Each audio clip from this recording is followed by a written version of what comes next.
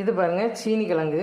சீனி கிழங்குக்கு தொட்டுக்கிட்டதுக்கு மிளத்தலும் உப்பு புளி வச்சு நல்லெண்ணெய் விட்ட ஒரு ஒரு எப்படி சொல்லலாம், மஞ்சள்னு சொல்லலாம்.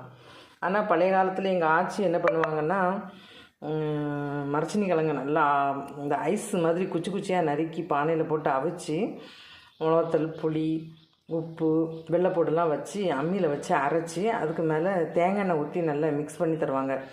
அதை திங்கும் போதே அவ்வளோ ஒரு டேஸ்ட்டாக இருக்கும்பாங்க. கொண்டான்னு சொல்லி கேட்கும். நான் இப்போ என்னென்னா வித்தியாசமாக சீனி கிழங்கு, இந்த சீனி கிழங்குல நிறைய சத்து இருக்குது.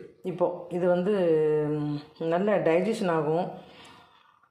அதுக்கப்புறமா நல்ல மலத்தை நல்ல இலக்கி கொடுக்கும். அதனால் நான் இப்போ சீனி கிழங்குன்னு எடுத்துருக்கிறேன். அதுக்கு இதை வச்சு சாப்பிட்றேன். இந்த மஞ்சளையை வச்சு நான் சாப்பிட்றேன். நல்ல டேஸ்ட்டாக இருக்கும் பாருங்கள்.